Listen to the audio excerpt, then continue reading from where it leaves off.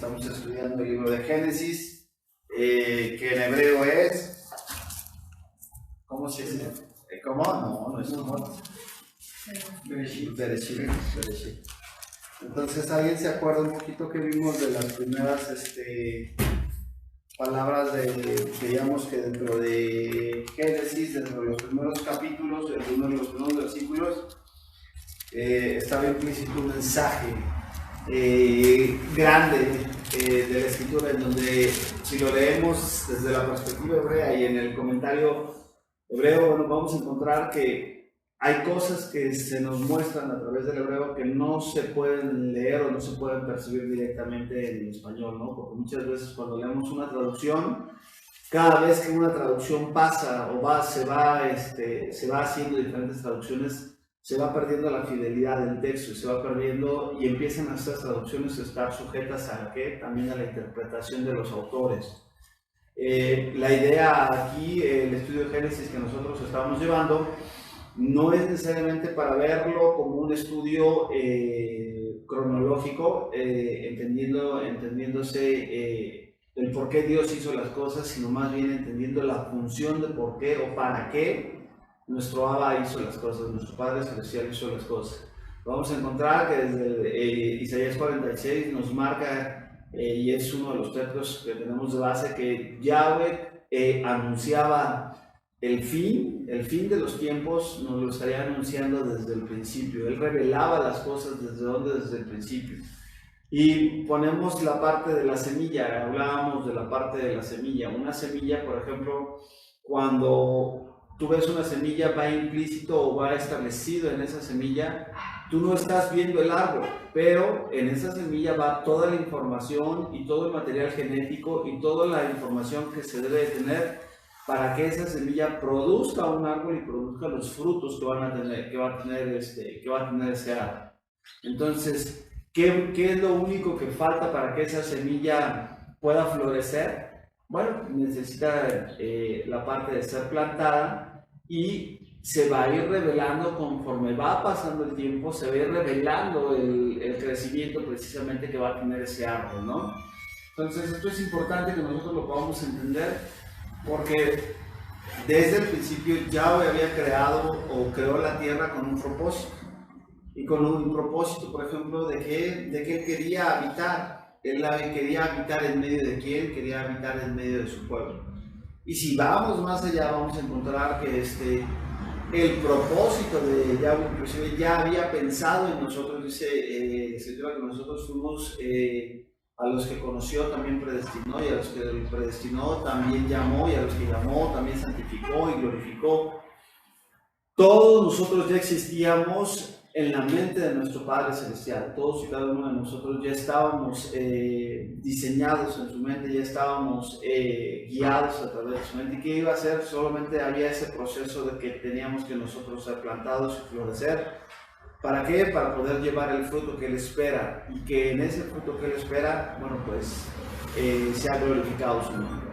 Entonces hemos estado viendo que a partir de cada uno de los días de la creación se van a estar revelando, vamos a ver que por ejemplo hay un paralelismo importante y significativo con respecto a lo que ha acontecido en la parte de la era, ¿no? de la separación entre la luz y las tinieblas. Por ejemplo, recordamos que tanto el Salmos como Pedro nos hablan de que un día para el Señor son como 1000 años y 1000 años son como un día.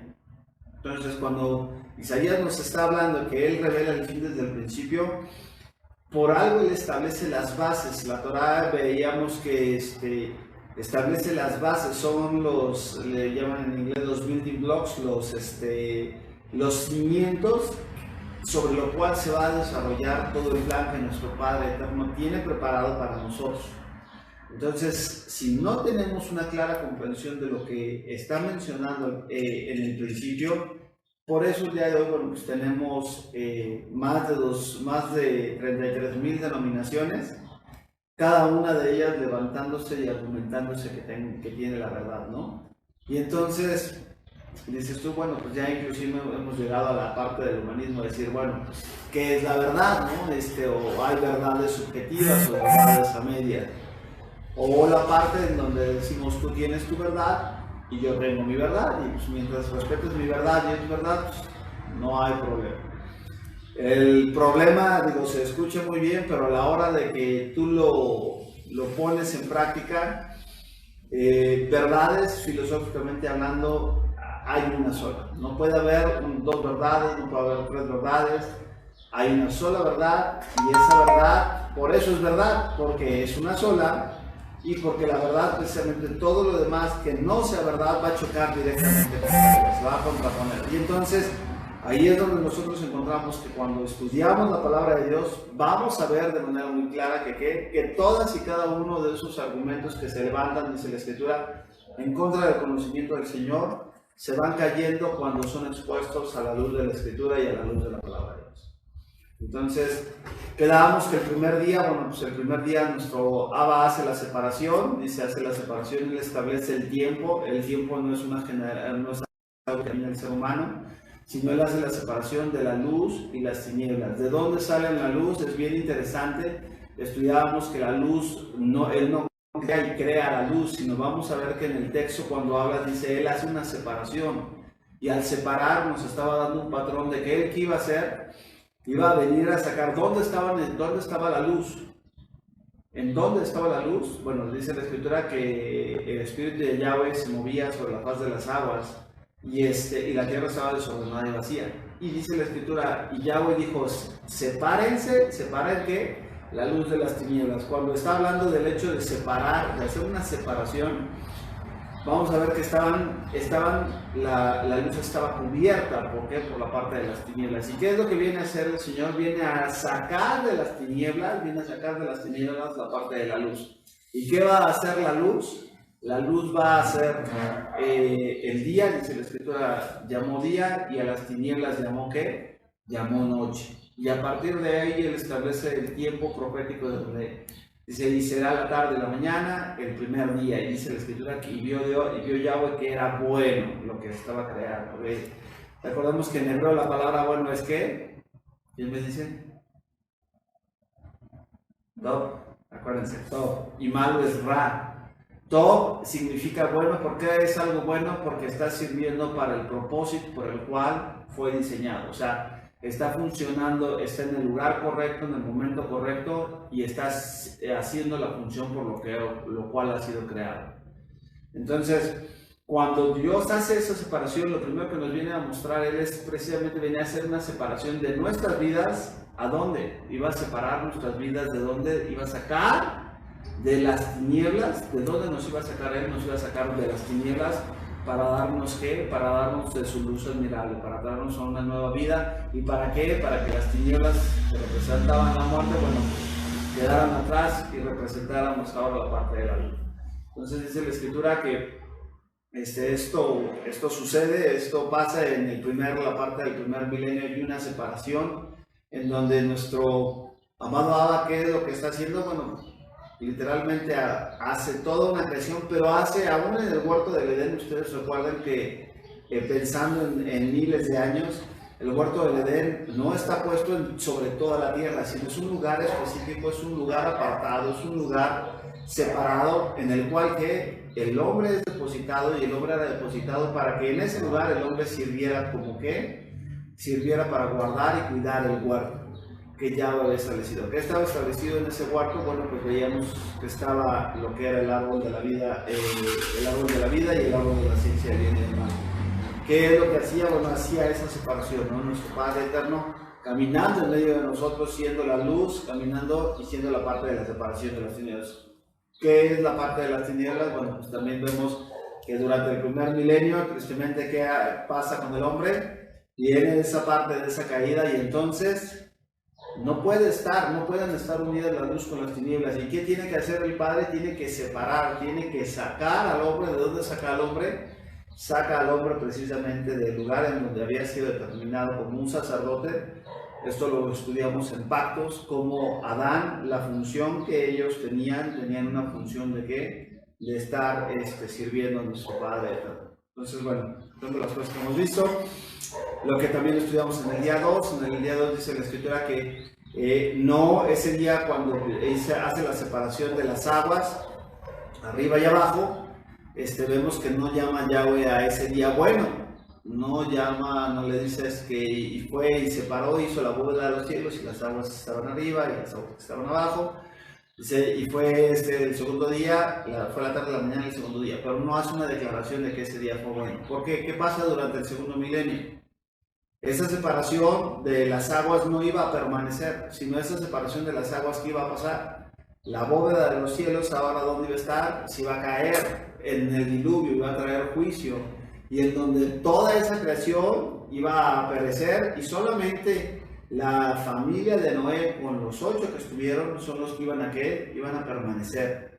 Entonces es hasta después de ese segundo milenio en donde Yahweh vuelve a hacer, esto es bien interesante, Yahweh, esa separación que hace, dice la escritura, que después de los 40, lo vamos a estudiar más adelante, después de los 40 días el Señor hace que las fuentes se cierra las fuentes, el agua descienda, y entonces ya cuando sale Noé y sale su familia, ya salen y ven un mundo completamente diferente al que ellos estaban acostumbrados a ver antes del diluvio. Recordemos que inclusive no había llovido, no conocían ellos la parte de la lluvia. Entonces cuando le dicen a Noé, pues va a haber un diluvio, ¿de qué estás hablando? Es algo que no lo concebían.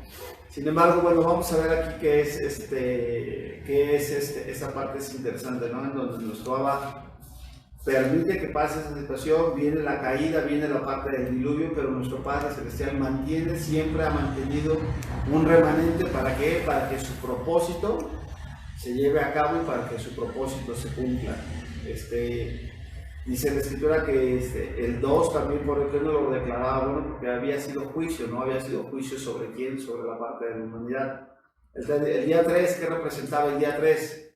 El día 3 que se crea, de acuerdo a la escritura, se crea la parte de qué, dice la escritura que él junta las aguas en un lugar y descubre lo seco. Descubre la tierra, descubre lo seco. Y le dice a las plantas que produzcan qué, a la tierra le dice que produzcan qué. ¿Quién le dice? Pues árboles, hierba. ¿Según qué? Según su género, y según su género, que den semillas según su género y según Entonces ahí en el tercer día hay 2 acontecimientos importantes, que es la parte de la separación. Vemos que en todo el tiempo el patrón de nuestro Abba, en todo tiempo el patrón es hacer una separación. La parte de la separación siempre nos va a hablar de separar entre lo santo y entre lo profano, separar la luz de las tinieblas, separar las aguas de las aguas, separar las aguas de la tierra, con la finalidad de ¿qué? De establecer un orden y de establecer la parte de dónde va a ser su voluntad. Ahora, Límites. Establecer límites que hasta el día de hoy, decía Brad Scott, dice, a mí me fascina la creación. Dice, a mí me fascina la creación, ¿por qué? Porque hasta el día de hoy, los únicos que no obedecen la ley de Dios son los seres humanos.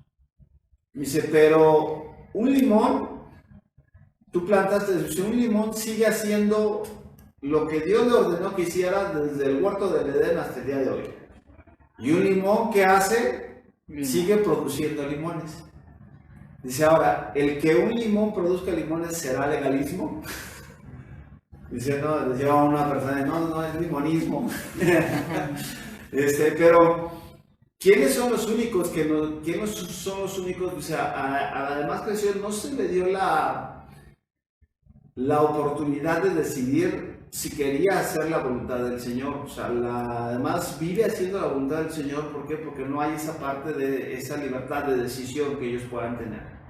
Pero es el ser humano, dice, cuando nosotros leemos y el hombre comenzó siempre que leemos y el hombre comenzó vamos a ver que es el hombre tomando su decisión y tomando las decisiones de ¿qué? De separarse del Creador, de alejarse del Creador y de empezar a establecer la parte de ¿qué? De establecer la parte de su voluntad.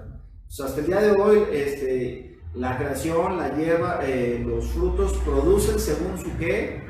Producen según su género, según su especie. Según su especie, un limón va a producir limones, no va a producir guayabas, no va a producir una semilla de limón, producirá siempre limones. Y esto es bien interesante porque también veíamos que Dios desde ese momento establece, que también establece, que no podías combinar, que no se podían combinar, semillas. ¿Por qué? Porque le dice claramente, cada árbol producirá según qué, según su propia especie, según su propio género. No podía haber ese decir, bueno, pues el día de hoy yo creo que voy a hacer limón y mañana plátano y mañana papaya y mañana chabacano. No, cada uno iba a estar y cada uno iba a tener. Y es importante porque cuando nosotros lo pasamos al tercer milenio, ¿quién crece en el tercer milenio? ¿Qué personajes aparecen durante el tercer milenio? Va a aparecer la semilla. ¿Y cuál es la semilla? Hay una separación nuevamente, hay una separación. ¿A quién saca? Dice Yahweh que lo saquen de dónde. Lo saca de la tierra de sus parientes y le dice, ve a la tierra que yo te daré por posesión. ¿Quién es la semilla? En donde dice, en ti serán benditas todas las familias de la tierra. Abraham, Isaac y Jacob. Desde el principio Yahweh estaba estableciendo la parte de que esa semilla iba a producir para dar como consecuencia dar como consecuencia a los hijos de Dios. Los hijos de Dios, llámese o entiéndase por el pueblo de Dios. El pueblo de Dios que iba a tener la finalidad de que por eso es importante la semilla. Yahweh los iba a plantar en un lugar, les iba a dar la tierra, iba a separar la tierra, se las iba a dar a ellos, y esa tierra que les iba a dar, Yahweh les dice, no se mezclen con las demás naciones que están alrededor de ellos. ¿Cuál era la finalidad? No mezclar, sino Yahweh ya había determinado la parte de que ellos iban a tener una función de ser un pueblo santo y de traer luz y de traer bendición a todas las demás naciones. ¿Qué va a pasar con Israel? Va a permitir que otras semillas ingresen al terreno que Yahweh les había dado, y entonces ahí es donde viene la parte de la mezcla y donde, bueno, vemos que todo esto conlleva. Entonces el tercer día está ligado con la semilla, está ligado con la promesa, está ligado con la promesa de Abraham, Isaac y Jacob, y nos habíamos quedado en el cuarto día. En el cuarto día habíamos estudiado la parte de qué sucede durante el cuarto milenio, qué pasa durante el cuarto día, qué se crea, de acuerdo al relato de Génesis. Veíamos que se crean las lumbreras mayores, la lumbrera menor, la lumbrera mayor, llámese el sol, la luna y las estrellas. Y entonces veíamos, ¿se sirva para qué? Para señales, sirva para señales, para las estaciones. Ya estudiamos que estas señales no se está refiriendo a otoño, primavera, verano, otoño, invierno, sino la parte de las estaciones que se está refiriendo son los tiempos señalados, las fiestas del Eterno. Todo gira en torno a que nuestro Padre va a determinar tiempos en los cuales su pueblo se iba a reunir, porque cada vez que su pueblo se reunía para adorarlo, su nombre precisamente era exaltado, y la gloria y el alabar de Dios, la palabra de Dios se movía, se mueve en medio de nosotros, ¿no? Entonces estudiábamos en la vez anterior que las diferentes facetas de la luna, ¿no? Veíamos que cuando la luna está en la parte de luna nueva, pues ¿cómo está la luna cuando está en la fase de luna nueva? ¿Está de qué color? ¿Se ve o no se ve? No sé. No se ve, está oscura. ¿Por qué? Porque simple y sencillamente en el momento es cuando la luna, literalmente, recordemos que la luna no gira sobre su eje, la luna no tiene la parte de girar sobre su eje, sino lo que nosotros siempre podemos visualizar de la luna es, hay inclusive por ahí una canción que se llama The Dark Side of the Moon, el lado oscuro de la luna. Bueno, esa es otra. Esa es otra, pero entendiendo que hay la parte de la luna que nosotros siempre vemos, siempre es la misma. ¿Por qué? Porque la luna no gira, sirve como un satélite. Ahora, la luna que refleja no brilla por luz propia, sino sirve para qué, está puesta para reflejar la luz del sol. Cuando la luna o cuando está cerca, pero se interpone la parte de la Tierra, vemos que ¿qué pasa? La luna está oscura. Está oscura, ¿por qué? Porque no hay algo que permita que en lugar de estar viendo o estar reflejando al sol, hay algo que se interpone precisamente entre el sol y el reflejo que ella pueda dar. y entonces lo que proyecta es oscuridad, no brilla por luz propia, proyecta oscuridad. Y entonces veíamos la parte de que Dios en ese trayecto nos ha llamado, a Yeshua se le llama el sol de justicia, que Él en sus alas traería sanidad, pero que la luna sirve como propósito cuando no hay nada que se interponga entre quién, entre la luna y el sol. Y entonces en ese momento, conforme vemos que la luna, ¿qué va pasando conforme va recorriendo el mes? Va brillando, se va viendo en la luna cada vez más luz, más luz, más luz, y en el momento de mayor, que más alumbra es en el momento que estamos normalmente entre el día 14 y el día 15 del mes, es cuando vemos la luna llena en su máximo esplendor, en donde inclusive muchas veces parece que está una luz prendida afuera. No sé si les ha tocado ver que se ve ¿qué es lo que hace? Simple y sencillamente está cumpliendo con el propósito de mostrar. Ahora veíamos que así es como nuestro Padre Eterno quiere que nosotros lo veamos, ¿no? Que no haya nada que se interponga entre Él y nosotros, sino que podamos nosotros verlo cara a cara. ¿Qué pasa en el momento que nosotros distraemos la mirada de Dios? Dios no se queda esperando que nosotros regresemos, sino hemos visto que la Escritura ha hablado que cuando el pueblo de Israel se volvía, ¿qué hacía Dios? Dios también se volvía de ellos. Y entonces vemos Proverbios 1 que les dice, me buscarás y no me encontrarás. Cuando venga lo que temes, cuando venga sobre ti lo que tienes, entonces me buscarás de mañana y no me hallarás. ¿Por qué? Porque desechaste la sabiduría, desechaste lo que ya te he dado. Pero cuando te vuelves de todo tu corazón y verdaderamente lo amas con todo tu corazón, ¿qué buscamos estar? Buscamos estar cara a cara con nuestro Creador. Y es cuando nosotros estamos cara a cara con nuestro Creador que nosotros podemos proyectar la luz que Él quiere reflejar en nosotros. Pero es cuando nosotros dejamos a un lado todo aquello que se interpone entre Él y nosotros, para que entonces podamos verdaderamente cumplir con el propósito de nosotros, que es proyectar la luz de nuestro Padre Eterno, ¿no? Entonces,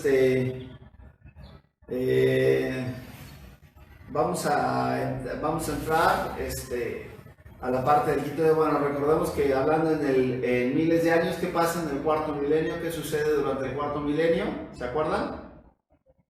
¿Quién? O sea, están las estrellas, pero en el cuarto milenio, ¿quién llega o quién aparece en la historia?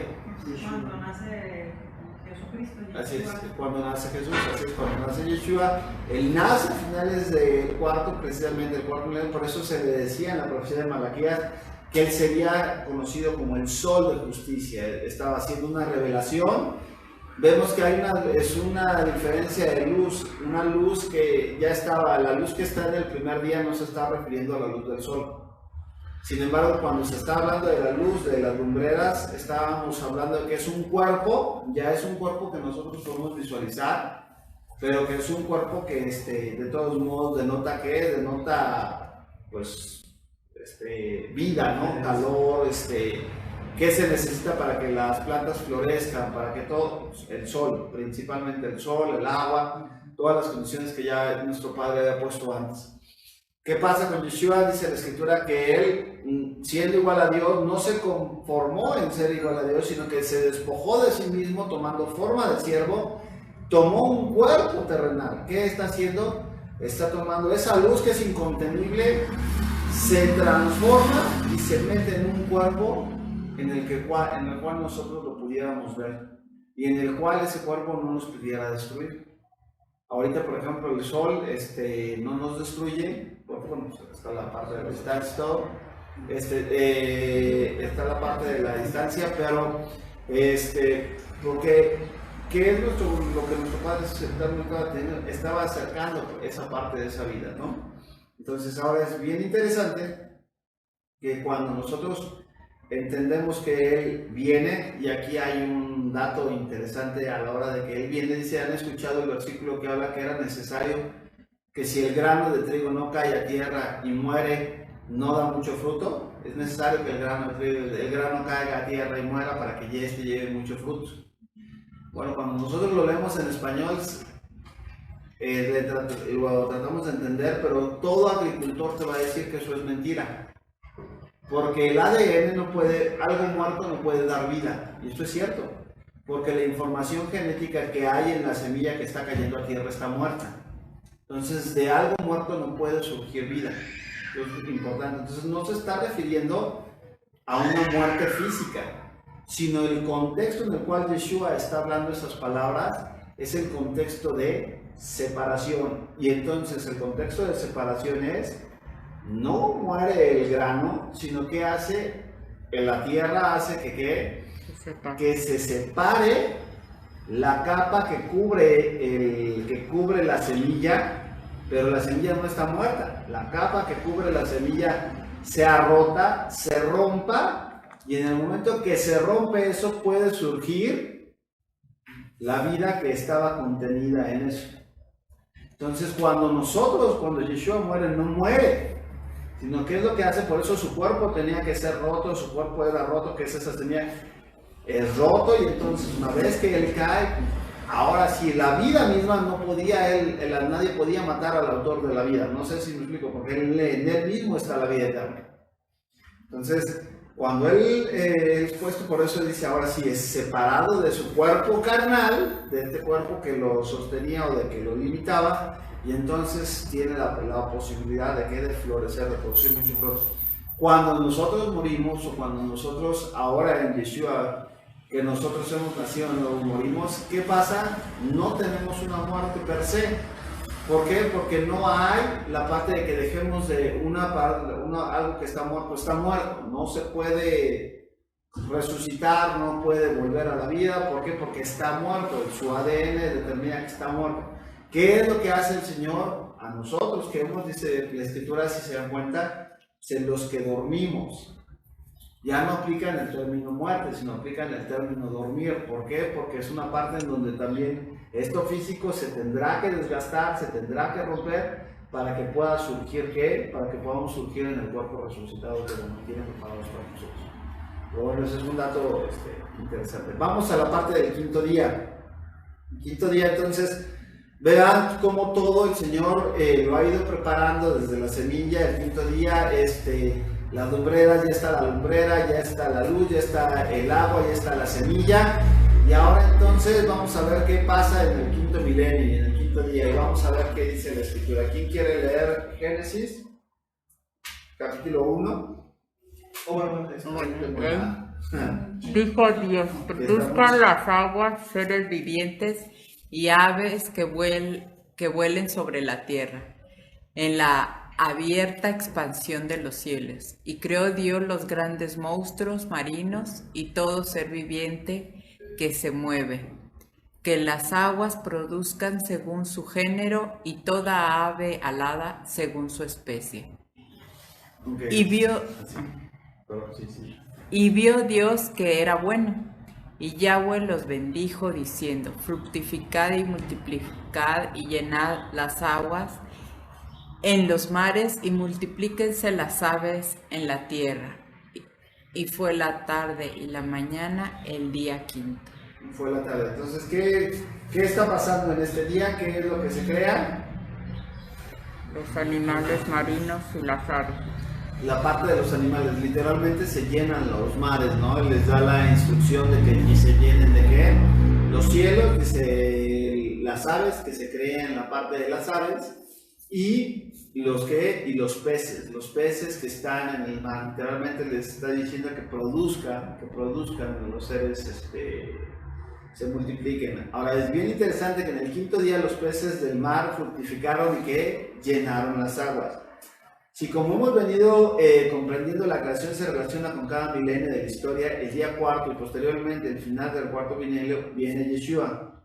¿Cuál fue su gran comisión? ¿Cuál era el propósito de la venida de Yeshua? Él vino a rescatarnos, vino a morir por la casa de Israel, vino a morir por su pueblo, pero después de que Él resucita, no dice ya resucité, sino ahora desde el momento que Él está iniciando su ministerio, sabiendo que le espera la parte de la cruz, Él escoge, y ahora entendemos de mejor manera por qué escoge en su mayoría de los que están ahí personas que trabajaban como oficio de qué, como oficio de pescadores.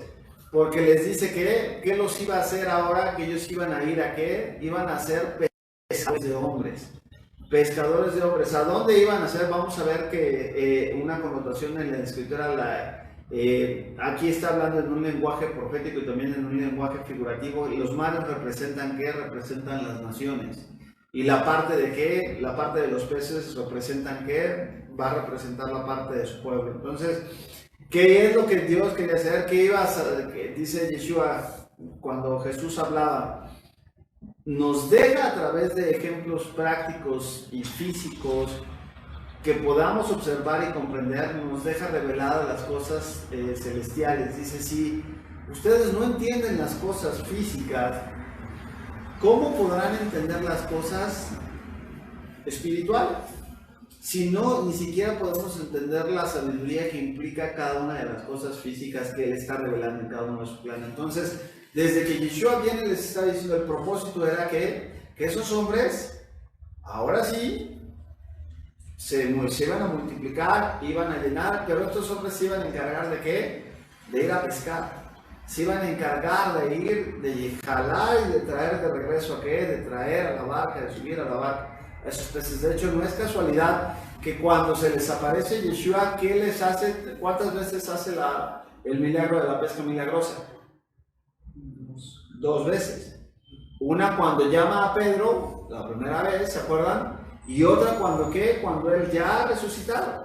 Que inclusive están ellos en el mar, en el mar de Galilea, y les dicen, tiren la red del otro lado. Lo tiran la red y entonces sacan el número de 153 peces. Que ahí inclusive Pedro se faja, se viste y se echa entendiendo que es Yeshua ya resucitado, ¿no?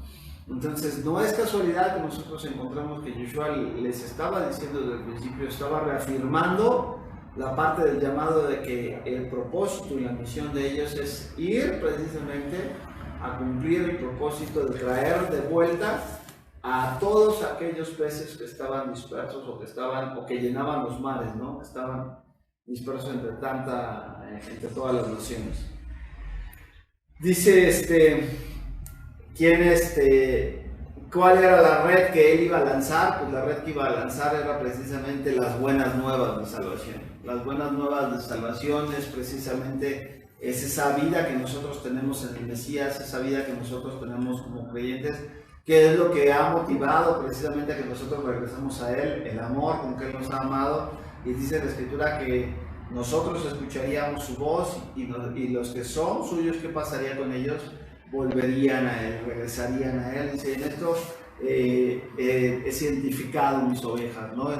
Mis ovejas escuchan mi voz y me siguen y yo las conozco. Vean lo que dice Jeremías 16, del 14 al 16. ¿Qué es lo que dice? ¿Quién lo lee? Adelante.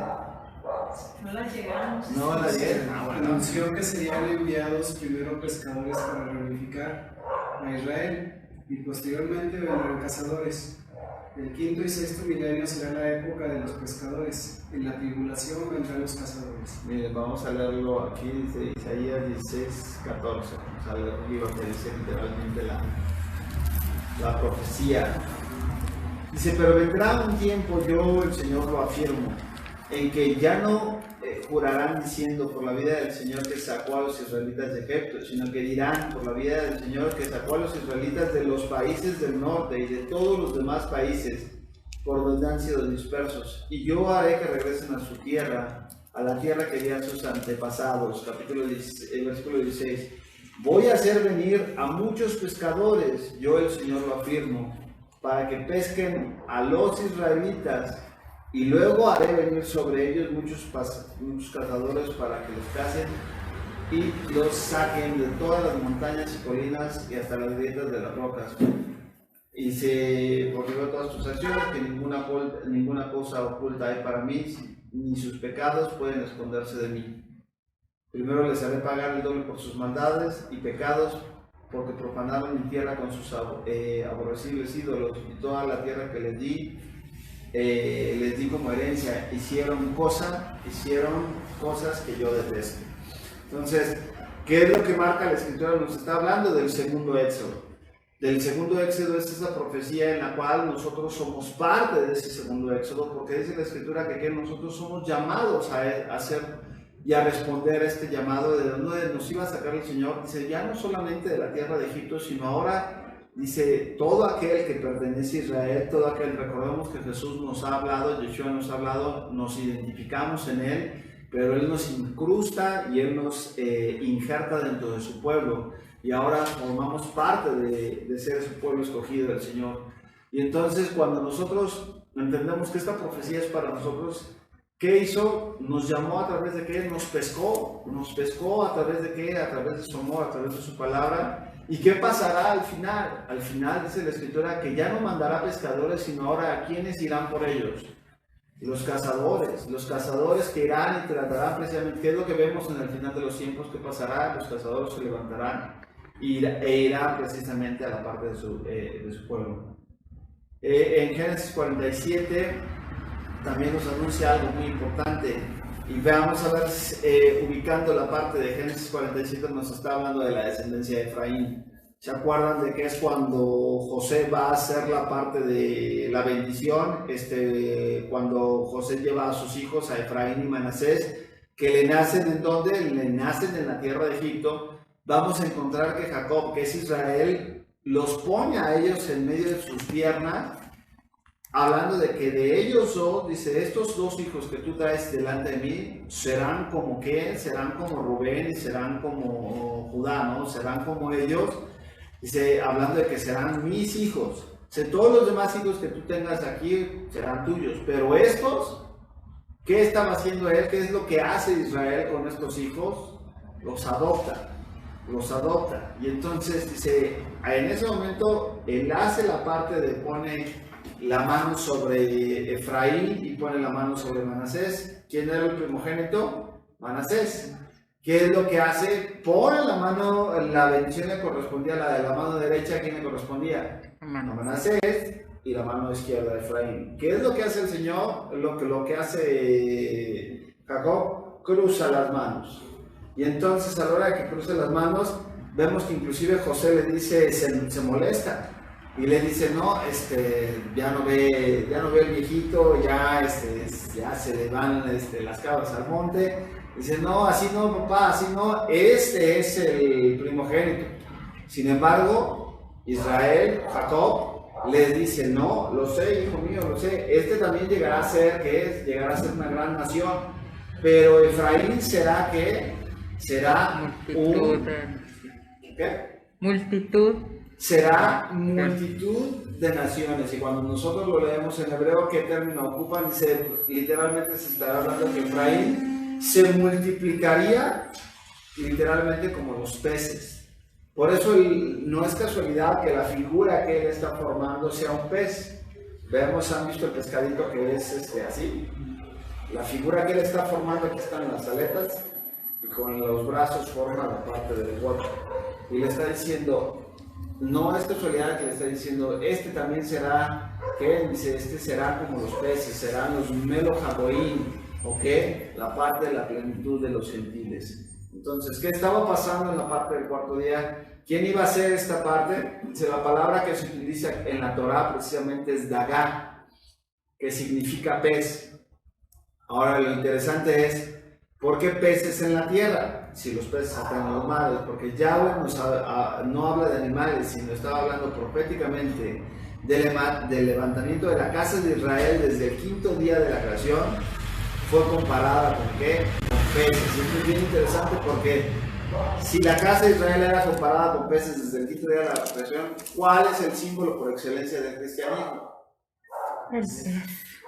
Vemos que inclusive es conocido que en algunos lados cuando los primeros creyentes eran perseguidos, lo que hacían era que pintaban un pescadito en la tierra como que un código para ver si la otra persona también era, ¿no? Y ya que lo pintaban y decían que entonces ya podían hablar y podían ver de la persecución tan grande que se cernía sobre ellos, ¿no? Entonces, dice el día cuarto, bueno, ya vimos que Matoca nos habla de que Yahweh solamente vino por las ovejas perdidas de la casa de Israel, y Efraín precisamente recibe el nombre de la casa de Israel. Entonces la pesca entre las naciones, dice, escucha la voz de Yeshua y lo sigue regresando a su casa para hacer un solo rebaño. ¿Con quién? Con la casa de Judá. Entonces esto es importante. Ella habla que, notemos que cuando Yahweh está hablando de la maldición, vamos a ver que el mar, cuando habla, ya eso lo vamos a ver entrando cuando la caída del hombre, el mar no es maldecido, sino vamos a ver que lo que maldice Yahweh es la parte de la tierra, a la mujer la parte de los dolores de parto, pero literalmente no hay una maldición que caiga sobre el mar, no hay una maldición que caiga sobre el mar. Entonces esto es un dato importante que vamos a analizar después. Entonces, ¿sí queda claro lo del quinto día? ¿Sí queda claro? Entonces la parte de ¿qué sucede? Es, ahora sí, todo lo demás eran como que los bloques de construcción que se necesitaban para que se pudiera generar la vida. Tenía que venir Yeshua, tenía que morir, y en el momento de que se da, empieza a ver el fruto, empieza a regarse la palabra y empiezan a traer esos peces, empiezan a llenar las redes, empiezan a llenar y empiezan a traer. Eso pasa durante el quinto milenio. Ahora, el sexto milenio nos va a hacer la aparición, un hombre va a hacer la aparición y vamos a ver qué algo interesante en cuanto al sexto día. Vamos a Génesis y dice, luego dijo Yahweh, produzca la tierra seres vivientes. Ojo aquí, le dice, produzca la tierra seres vivientes según su género, bestias y serpientes y animales de toda la tierra según su especie. Y fue así. No, desde ahí también nuestro Padre Eterno les está ordenando que ¿qué es lo que produce la tierra? La tierra es la que se encarga de producirlo a los seres, a las fieras del campo, a los seres vivientes, y no se equivoca, no les dice produzca la tierra seres seres transgénero, no les dice produzca la tierra dice cada uno de los animales iba a ser producido según su género y según su especie. Ahora esto es importante. Vamos a ver que la palabra de Dios es la que hace que la tierra lo produzca. Ahí no vamos a ver una intervención directa de Dios, sino la misma tierra la que se encarga de ¿qué? Se encarga de producir estas fieras, estos animales. Según su género y según su especie. Según su género, todo animal que se arrastra sobre la tierra según su especie. Y vio Yahweh que esto era bueno. Entonces dijo Yahweh, hagamos al hombre a nuestra imagen, conforme a nuestra semejanza, y señoree en los peces del mar, en las aves de los cielos, en las bestias y en toda la tierra y en todo animal que se arrastra sobre la tierra. Y creó Dios al hombre a su imagen, a imagen de Dios lo creó, varón y hembra los creó.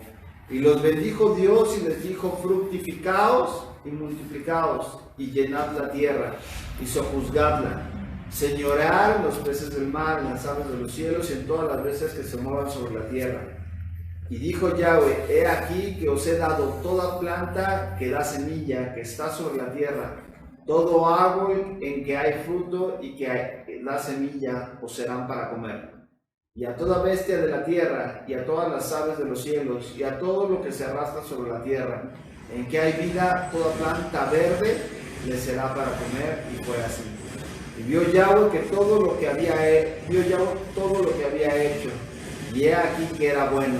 ¿En gran qué?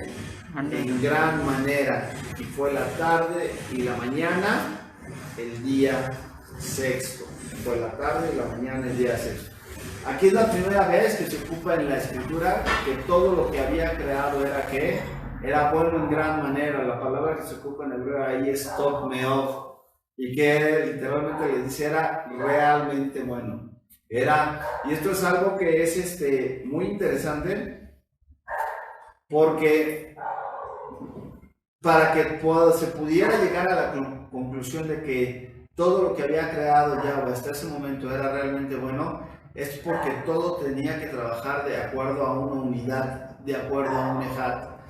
Cada día de la semana tenía establecido un propósito por el Eterno, ¿Para qué? Para cumplir la función y el propósito por el cual los demás días iban a desarrollar y iban a complementar la función del mismo. ¿Qué quiere decir? El primer día, aunque era bueno, no era en gran manera bueno. ¿Por qué? Porque faltaba que se desarrollara el plan del Eterno. Vamos a ver que conforme nuestro Abba va trayendo esa revelación, ¿en qué momento será? Nosotros decimos ahorita, bueno, pues con la muerte de Yeshua, él ya venció, sí, él ya venció, pero dice la Escritura que él regresará hasta que se siente a mi diestra, hasta que sean puestos todos sus enemigos por estrado de tus pies. ¿Qué quiere decir? Que aunque él ya venció, su obra que dará y que en donde todos estamos esperando llegar a eso, que sea Tov Meod, que sea realmente bueno, es cuando que dice la Escritura que él vendrá y gobernará, y entonces la muerte y el Hades serán destruidos y nunca más habrá muerte. Y entonces en ese momento todo será que, como dice la Escritura, será verdadera, será bueno, pero no solamente bueno, sino será bueno en gran manera. ¿Sí? ¿Sí queda claro? Entonces, aquí una de las cosas cuando vamos a entrar a la parte de ¿cómo voy en tiempo?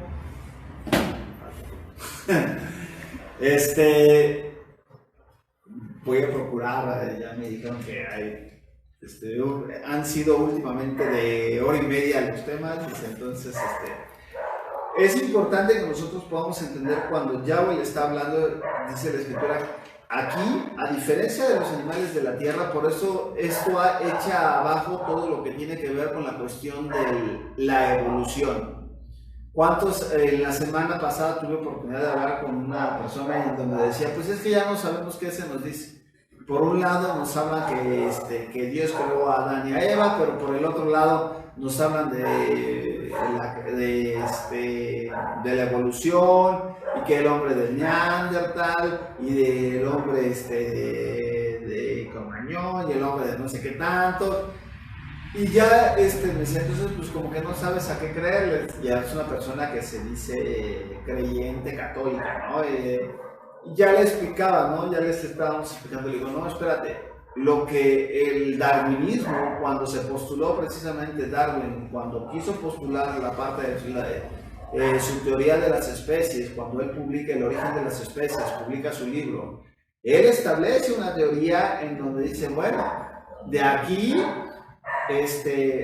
pues todo inició de una célula chiquita, y aquí inició, y entonces de esa célula pasaron muchos miles de años y se produjo un gusanito, y pasaron muchos miles de años y se produjo, de ese gusanito ya se produjo un mamífero, y de ese mamífero se pasaron tantos miles de años y se produjo ahora ya no un mamífero, sino ese mamífero de repente de la nada desarrolló órganos sexuales masculinos y femeninos, y luego se separaron, y luego pues ya de repente esos empezaron a producir, y luego empezaron como dos changuitos, y luego de los changuitos se cambiaron a dos, ya tuvieron perros, y luego de perros ya tuvieron monos, y changos, y luego tigres, y luego, o sea, de un solo organismo se formó todo.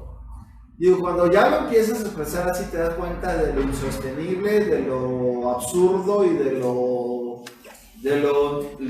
seriamente sostenible científicamente hablando de lo que es la teoría de la evolución. ¿Qué había atrás de la teoría de la evolución? Hay un adoctrinamiento, hay una doctrina en la cual literalmente te quieren decir, literalmente te quieren decir, eres un animal. Y pero cuando tú entiendes la parte que eres un animal racional, vamos a encontrar que lo que está haciendo esa teoría literalmente está quitando lo que ahorita acabamos de leer. Que Dios le da una característica, ordena a la tierra que produzca la tierra seres vivos. Pero con el hombre, Dios hace algo diferente. Y Dios establece la palabra y desde el momento está hablando, dice, hagamos al hombre a nuestra imagen conforme a nuestra semejanza. ¿Qué es lo que quiere quitar? La teoría te quiere quitar precisamente tu identidad de ser una creación de Dios, un hijo de Dios en ese momento, ¿Para qué? Para hacerte que te comportes como un animal. Y si eres un animal, entonces no tienes necesidad de arrepentirte de nada. ¿Por qué? Porque los animales responden por instinto.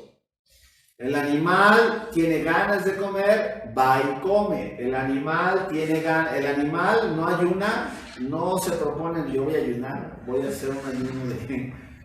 El animal ayuna si no le das de comer tú, ¿no? Pero el animal, si es la época de apareamiento, el animal responde al instinto y va y se pelea y se cruza. ¿Para qué? Para reproducirse. Responde en base a qué? A sus instintos. El ser humano no. Lo que te está diciendo esa Teresa, no tienes que pedir perdón de nada. Tú ve, revuélcate, haz, porque al final de cuentas eres un animal racional que estás aquí. ¿Para qué? Para prolongar la especie humana. Y si no eres un animal, entonces no hay Dios. Porque no vas a ver a ningún animal que se siente y que se ponga a orar, aunque hay perros que los ponen y que le dicen cierren sus ojos. Pero sabemos que no están orando, ¿no? Sabemos que no hay esa conciencia en ellos. No hay esa conciencia de... Aunque todo alaba a Dios, dice la Escritura que toda la creación alaba a Dios, pero no hay esa parte de esa conciencia que nosotros como seres humanos sí tenemos. Y entonces aquí lo que está haciendo, vean que es muy sutil el planteamiento, pero la intención era completamente diabólica, de despojarnos a nosotros de la identidad que tenemos de hijos de Dios. Y ahora la parte de aquí entendamos, la parte del plural que se ocupa en las escrituras de hagamos es de gran importancia para entender la naturaleza de Dios. Y cuando conocemos que la palabra que se ocupa en hebreo, podemos confirmar la pluralidad en su esencia. La palabra que se ocupa en hebreo literalmente es Ejad. Nosotros no creemos, y la Biblia no enseña algo que se enseña normalmente en la religión tradicional y en la parte de muchas partes del cristianismo, en donde hablan de que inclusive, de repente me llama la atención porque hay teólogos que yo considero importantes, que estudian las escrituras, cuando llegan a este punto como que dicen, no, es que son tres dioses, son tres personas, hablando precisamente de Dios Padre, Dios Hijo y Dios Espíritu Santo. Eso no existe. Eso se llama la teología de la Trinidad. La teología de la Trinidad te está hablando que son tres personas diferentes y te lo ponen de esa manera: Dios Padre, Dios Hijo y Dios Espíritu Santo. Cada uno es independiente y interactúan entre ellas. La Biblia no habla de eso. La Biblia nos muestra y nos dice de manera muy clara que la palabra que se ocupa aquí para cuando dice hagamos, literalmente a lo mejor nuestra imagen conforme a nuestra semejanza, la palabra que se ocupa aquí es Ejad, y Ejad es uno, pero es uno en pluralidad. Y entonces dices tú, chiva, ¿cómo que es una pluralidad? Bájenmelo más despacio. No, pues eso, no que es uno, son... Es como mente, cuerpo y alma, ¿no? Es como, así, de hecho es la parte de la esencia, pero si lo quieres explicar más fácil, te vas a ir vete a una naranja. Una naranja es una naranja, vas a ver la cáscara que está incluso, está una naranja, pero cuando tú pelas la naranja, ¿qué vas a encontrar dentro de la naranja? Muchos gajitos. La parte de la fibra vas a encontrar que esos gajos pertenecen a que son una pluralidad, pero están dentro de una unidad. ¿Sí queda claro? La Biblia son muchos libros, pero ninguno de ellos se sostiene por sí solo. Todos y cada uno de ellos trabajan en unión, en ejad, en pluralidad. Por eso dice que no puedes, la Biblia no es de interpretación privada. Tú no puedes leer una parte de la Biblia, nada más puedes estar leyendo puro Nuevo Testamento y desechar el Antiguo Testamento, con lo que se conoce como el Antiguo Testamento o el Tanakh. Toda la escritura tampoco, para los que están en raíces hebreas y que dicen, no puedes decir, no, es que nada más es el Tanakh y ya, la única palabra inspirada es el Tanakh y todo el Brit Hadashah o todo el Nuevo Testamento no. La Biblia es completa, es una unidad que trabaja y que no se contradice. Y que cuando tenemos el conocimiento de las Escrituras completo, nos va a llevar a ¿qué? A dar esa revelación que el Padre quiere hacer. Los muebles del tabernáculo, ¿cuántos eran? Un chorro. La parte del lavacro, las pinzas, los cuernos del altar, los panes de la proposición, la menorá, el arca de la alianza, todo el tabernáculo en sí era mucho. Pero hasta que todo el tabernáculo estaba armado, trabajaba y cumplía con la función de ¿qué? De que la presencia de nuestro Padre se les hace manifestar ahí. Todo eran muchas piezas, pero era un solo ¿qué? Un solo tabernáculo. ¿Sí queda claro?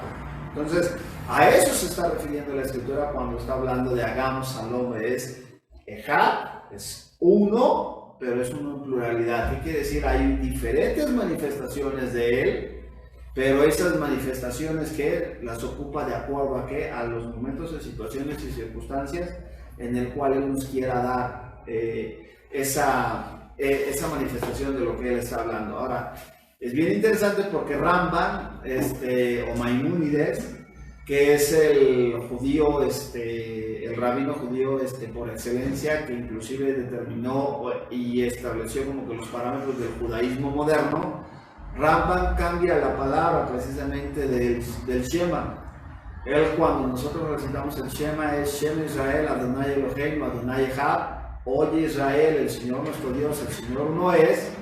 Así es como se establece, viene en la Escritura. Cuando Rambam lo cambia, Maimónides lo cambia a oye Israel, el Señor nuestro Dios, el Señor, y en lugar de decir Shema Israel, Adonai Eloheinu, Adonai Echad, él pone Adonai Yahid. Cambia el Echad por Yahid porque el Yahid es uno en singular. Es algo indivisible. Entonces, ahí es donde el día de hoy gran parte del judaísmo ortodoxo cree precisamente la parte de lo que Maimónides estableció, ¿no? La parte de cambiar el Echad por el Yahid, que al hacer eso está violando el mandamiento en donde dice que no podrás agregar o quitar de la Escritura. Entonces, es importante que nosotros podamos ver eso. Dice, Adán fue creado del polvo de la tierra y fue creado hombre y mujer. Esto es importante que lo podamos entender, y ya lo vimos un poco en el estudio de pactos. El hombre fue creado para ser imagen de Yahweh, pero no la imagen física de Yahweh, porque Yahweh es espíritu y nadie ha visto a Yahweh, sino más bien a lo que se está refiriendo es a la parte de esa unidad en tres, cuerpo, alma y ¿qué? Y espíritu, cuerpo, alma y espíritu, para ser portador de la imagen del Eterno, en la forma de que se relacionan.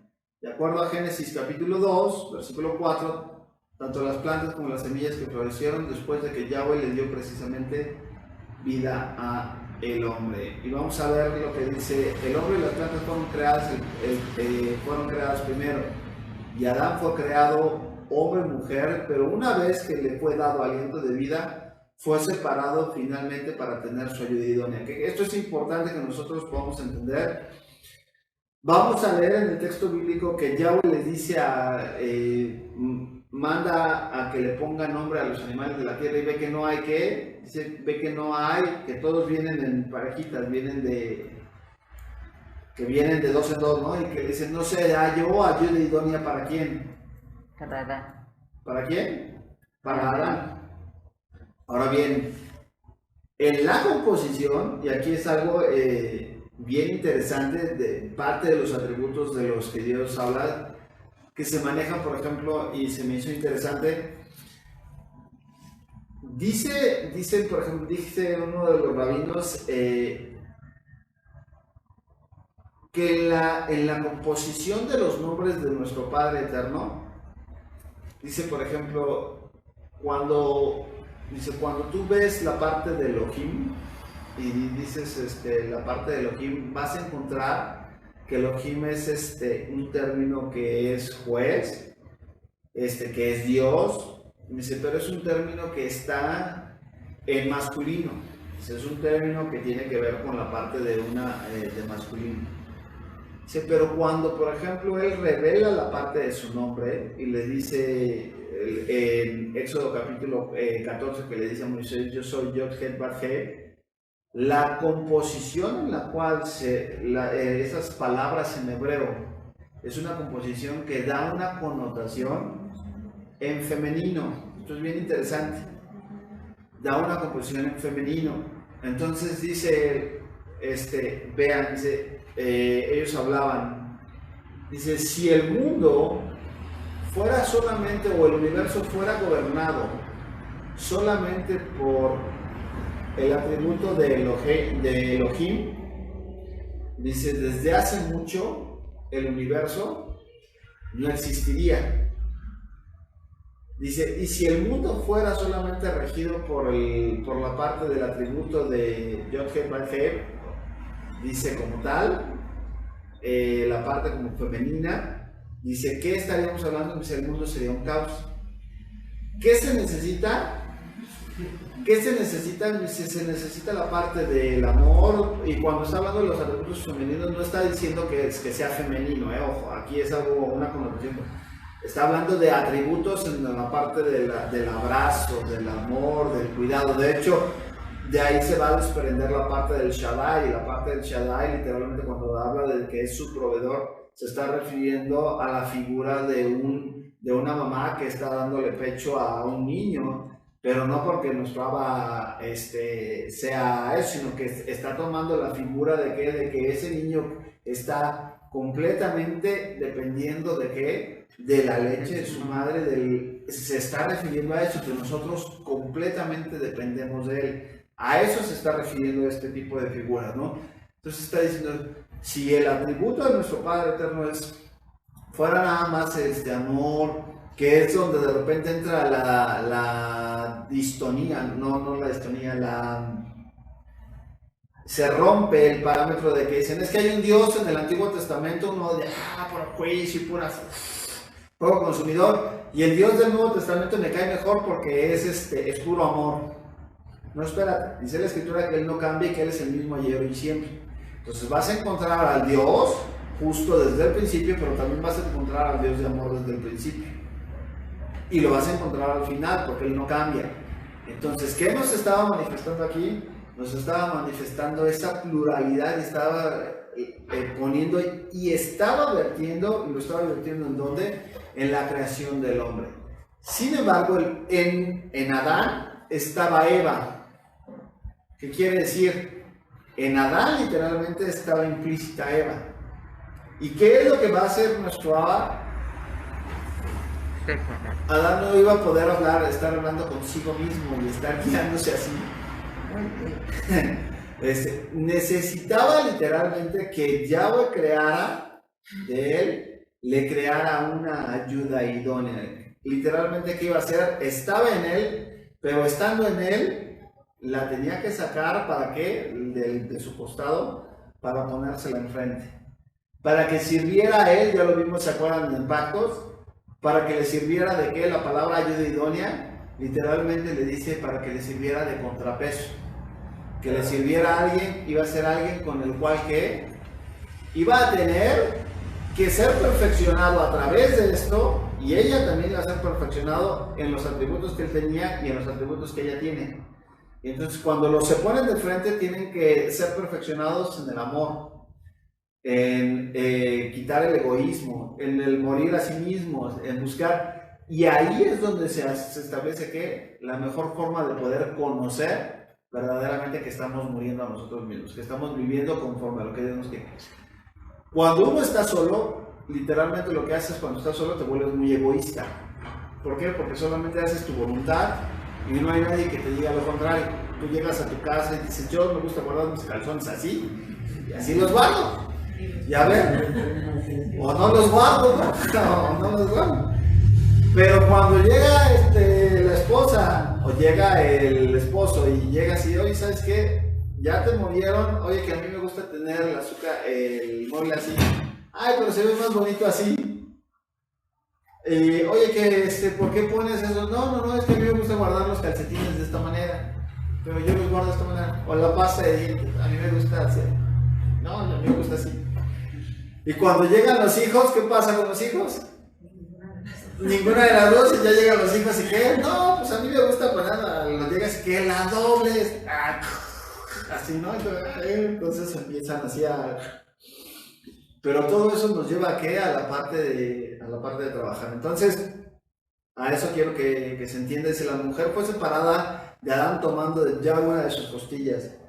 Por eso Adán exclama, es hueso de mis huesos y carne de mi carne. Sin embargo, a pesar de separarlos, Yahweh les ordena que nuevamente puedan ser ellos ¿qué? Puedan ser una sola carne. El propósito, dice uno, a ver, estaban en uno, los separa, pero la intención de separar era de volver a unir. No era de que estuvieran separados, sino la intención de separar, porque acuérdense, ¿qué pasa? ¿Qué pasa para que la semilla de vida tiene que ¿qué? Separarse para que pueda... Acá tenía que separarse para que forzosamente pudiera haber vida. Se separaba porque mientras estuviera en Adán, no iba a poder producir vida. No iba a poder producir vida. ¿Qué era necesario? Separar para después volver a unir. Y en esa unión es donde se iba a generar la parte de la vida. Ahora, vamos a ver, dice, Yahweh los creó un solo ser, y una vez que se reconozca el hombre y la mujer como pareja idónea, volverán a ser como al principio. Nos confirmó Yeshua este propósito. Adán dormía, fue herido en el pecho para retirar la costilla y fueran después uno. Yeshua fue herido en la costilla, en la lanza, durmió una muerte física y se levantó siendo uno ¿con quién? Con su novia ya restaurada. Era necesario que hubiera esa separación. ¿Para qué? Por eso sale, ¿qué va a salir de aquí? Va a salir ese nuevo nacimiento, esa nueva criatura, va a salir la restauración, el agua y la sangre va a salir y va a dar vida a quién? Va a limpiar a la novia y va a permitir que entonces, que su pueblo pueda permitir que esos que estaban separados, ahora eran unidos por medio de ¿qué? ¿Qué los separó? La muerte. ¿Qué los va a unir? El que se resucita. ¿Sí ven la figura? Todo desde un principio Yahweh estaba hablando, todas las cosas Dios estaba hablando de las cosas que habían de suceder. Ya casi vamos a terminar. ¿Cuánto llevamos de tiempo? Creo que ya vamos a... Ya vamos a acabar. Dice ya, ¿quién quiere leer? ¿Quién quiere leer aquí? Yahweh creó al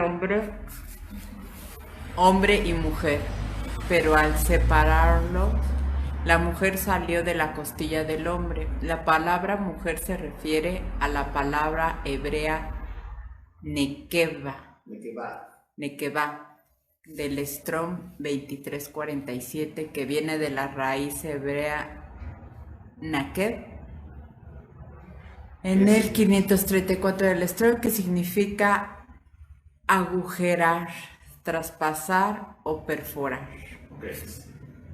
Que si están viendo el mensaje, ¿no? Era necesario la parte de, para poder traer, literalmente que iban a hacer con el Mesías, tenían que agujerar, que traspasar y que abrir para que pudiera salir. No había otra forma.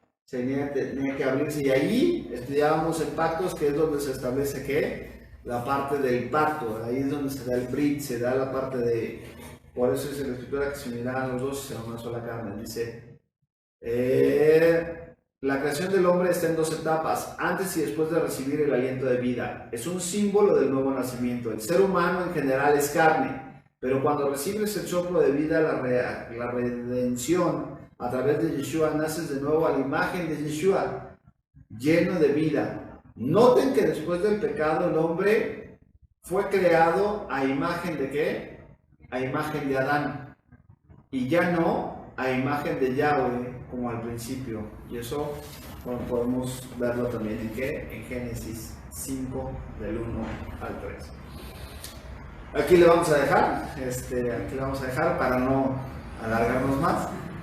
Pero vean lo interesante, y digo, tantas cosas que hay en el principio de las cosas, ¿no? En el principio, por eso, si tenemos una buena y una adecuada comprensión de lo que es Bereshit y de lo que Yahweh nos quería enseñar y mostrar a través de él, tendremos una revelación más clara de qué es de lo que Yahweh iba a hacer adelante, de lo que Yahweh iba, el plan de redención y el plan y el por qué nosotros reaccionamos, el porqué de las cosas. Dice la Escritura que entonces Él revela esas cosas desde el mismo principio del libro nos estaba diciendo cuándo, cómo y dónde sucederían las cosas, y seguir revelando conforme vayamos estudiando cada vez más. Entonces, sí. A mi punto de vista, es prácticamente el ciclo de la vida. Ok. O sea, te tienes que desintegrar para volverte a integrar. Ajá. O sea, como que tienes que irte abriendo, cerrando, y como acoplándote a lo que va a terminar y a lo que va a empezar. Ok. Bueno, esa es mi percepción de este estudio. Ok. Parte de lo que comentas es cierto, ¿no? La parte hay algo que se conoce, por ejemplo, el ciclo de la vida, viene normalmente de algún tipo de filosofías orientales en donde hablan precisamente del ciclo de la vida, ¿no? En donde todo pues, naces, creces, te reproduces, mueres y luego formas parte de algo más, ¿no? O sea, y vuelves a entrar en ese círculo, ¿no? Aquí todo, volvemos al mismo, todo está dentro del propósito que Dios establece. Y el propósito que Dios establece desde el principio es crear en ti una imagen que esté ligada a Él, una imagen que lo refleje a Él. De hecho, el propósito de poner al hombre en la tierra, cuando Él dice, hagamos al hombre conforme a nuestra imagen, tú ibas a ser, o la idea de Adán es que el hombre iba a ser un reflejo en la tierra de lo que estaba sucediendo en los cielos. Un reflejo, un gobierno. Por eso Yeshua Jesús viene a ser la manifestación del Dios invisible. Porque a Dios nadie lo ha visto, pero ¿cuál es la manifestación que nosotros podemos ver? La del Hijo del Hombre, que es Jesús, que se encarnó. Ahora bien, ¿cómo conoces a Dios? Por medio del Hijo. Por medio de todo lo que el Hijo hace, dices tú, ok, el Padre es de esta manera. Era el propósito que nosotros teníamos, ¿no? En ese círculo, en ese ciclo de la vida, Dios establecía principios en los cuales nosotros tendríamos que desarrollar. Por ejemplo, el ciclo de la vida tradicional es muy diferente el ciclo de la vida de nosotros como seres humanos que de un perro, un ejemplo. ¿Por qué? Porque en el perro está determinado por la parte de todo tiene un propósito y tiene un porqué, pero el propósito superior, tú eres llamado a un propósito superior al de la creación de los animales, de los perros, de los gatos, que el día de hoy, fíjate a la locura que ha llegado al mundo, que el día de hoy el ser humano le da más validez a los huevos de un águila en peligro de extinción, los protege y manda a que te den tantos años de cárcel, a la parte de una mujer que aborte, que diga que pues el feto o lo que está no tiene vida, sino es literalmente es un feto, ¿no? Es ahí, no hay vida implícita, un cigote, ¿no? El ser humano ha llegado a esa dice la Escritura, profesando ser sabios, nos hemos hecho en eso. Todo está ligado, todo funciona. El ser humano, de hecho, no es puesto, lo vamos a ver la siguiente semana, no es puesto para hacer con la creación lo que se le pegue la gana, sino la función de Dios al poner al hombre era que el hombre se iba a encargar de que todo funcionara y que toda la creación trabajara en Ejad, trabajara en ese propósito. ¿Qué pasa cuando el hombre cae? El hombre pasa de una posición de servicio a una posición de establecerse, decir, yo ahora destruyo todo porque todo me tiene que servir a mí, y así ha sido la historia de la humanidad. Entonces, lo que comentas tú, sí, todos estamos en esa parte estamos ahora sí que en esta parte que se llama vida, en este planeta que se llama Tierra, todos tenemos un propósito, pero tu propósito, a diferencia de los animales, tu propósito está ligado con un propósito eterno. ¿Por qué? Porque tú estás llamado a reflejar la luz de Dios. Y los animales la reflejan, pueden reflejar la sabiduría de Dios en su ADN, en su accionar, pero no de manera consciente, sino más bien ya está implícito en su ADN. Nosotros no, nosotros somos llamados a conocerlo a Él, a estar más con Él, para poder mostrar al mundo precisamente quién es Él, cómo es Él, y que la gente pueda ver a través de tu vida y a través de ti, Sí, el discernimiento. que hay un Dios. El día de hoy, ¿por qué mucha gente no cree en Dios? Porque no cuadra el audio con el video. Porque han entendido que Dios es igual a una religión. Y Dios necesitas ir a un templo, te santiguas, te persinas y sales y sigues haciendo de tu vida lo que quieras. Ayer hablamos con una persona en donde hay una muchacha que está de amante con un hombre casado y dice, Dios me va a juzgar, dice, pero yo no soy mala, yo voy a misa, yo tomo la comunión y todo, yo hago todo eso, pues Dios se va a encargar de juzgar. Verme, ¿qué es lo que pasa? La gente ha reducido a Dios a una religión. Y entonces por eso dice, ¿sabes qué? No, ¿de qué Dios me estás hablando? Que voy me confieso. ¿Sí? Cuando vienes a la Escritura vas a encontrar que nuestro llamado y que lo que Dios nos ha llamado a hacer es un llamado superior. Un llamado superior porque te ha llamado a ti, una criatura igual que yo, imperfectos, a ser un reflejo del Dios perfecto. Y entonces ahí es donde dices tú, ¿cómo le hablo? Y ahí es donde entra la obra redentora de quién, de nuestro Jesús, de nuestro Yeshua, que viene precisamente a darnos un propósito a nuestra vida, en las cuales, pues, la vida cambia, ¿no? Por completo. ¿Vale? Vamos a orar. Amado Abba, te damos gracias, Señor, por tu palabra, Padre Celestial. Te damos gracias porque nos das oportunidad, Señor, de venir a tu palabra, de escudriñar, Señor, en ella, de poder estudiar y de poder, Señor, comprender y conocer un poco más, Señor, acerca de lo que tú nos hablas. Tu palabra dice que el que busca encuentra, Padre Celestial, al que toca se le abre y al que pide se le da. Amado Abba, Señor, nosotros queremos no conocerte, Señor, de una manera intelectual.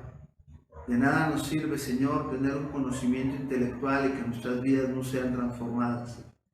Padre bendito, Señor, lo que buscamos es conocerte, Señor, y tener una revelación más clara de quién eres tú, Señor.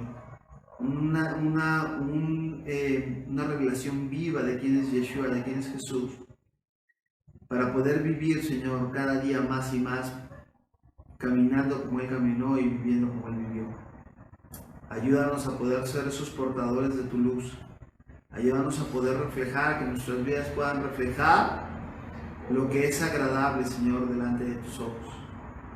Te damos gracias porque vemos tu misericordia, vemos tu amor, vemos tu cuidado, Señor. Y podemos ver, Señor, que a pesar de que este mundo, Señor, cada día se encuentra en más caos, sabemos, Padre Celestial, que toda la creación está sujeta a ti, Señor. Y todo, Señor, desde el principio tú lo estableciste con el propósito de traer gloria a tu nombre. Tu palabra dice que la creación misma gime y clama con dolores de parto a la manifestación de los hijos de Dios. Padre Celestial, habrá tiempo, se estará llegando el tiempo en donde todos tus hijos habremos de ser manifestados, Señor. Tendremos que salir a la luz. Así como un bebé, Señor, nace, Padre Celestial, tendremos que nacer, salir a la luz, ser revelados, para que, Padre Celestial, la creación misma pueda dar gloria y testimonio de lo que has hecho en nuestras vidas. Te alabamos, Señor, te bendecimos y te damos gracias por los méritos de nuestro amado Yeshua, en quien oramos y te damos gracias. Amén y amén. Estamos despedidos. Yahweh les bendiga. Shalom.